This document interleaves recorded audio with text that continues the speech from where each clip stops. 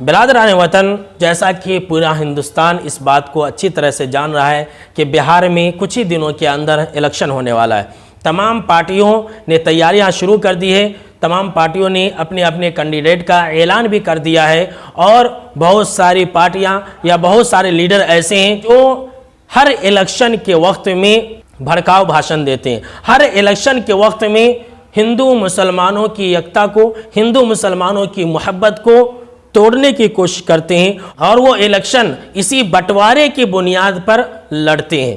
और जहां हिंदुस्तान के अंदर हिंदू मुसलमान एक साथ ज़िंदगी गुजारते हैं, एक साथ उठते बैठते हैं, एक साथ व्यापार करते हैं, एक साथ शहरों में उनका रहना सहना होता है, उन्हें आपस में लड़ा करके खुद बड़े बड़े ओहदों पर फाइज हो जाते हैं और हिंदू मुसलमानों को आपस में लड़ा देते हैं।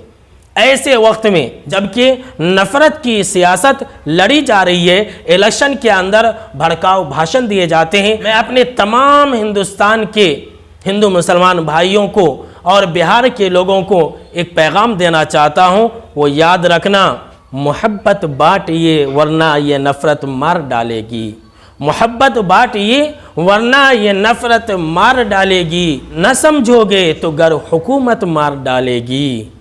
सभी हिंदू मुसलमानों को समझा दे कोई जाकर, सभी हिंदू मुसलमानों को समझा दे कोई जाकर। अगर न समझोगे तो फिर गंदी सियासत मार डालेगी। लिहाजा सियासत और पॉलिटिक्स की वजह से अपने रिश्ते ख़राब ना करें, एक दूसरे के दुश्मन ना बने।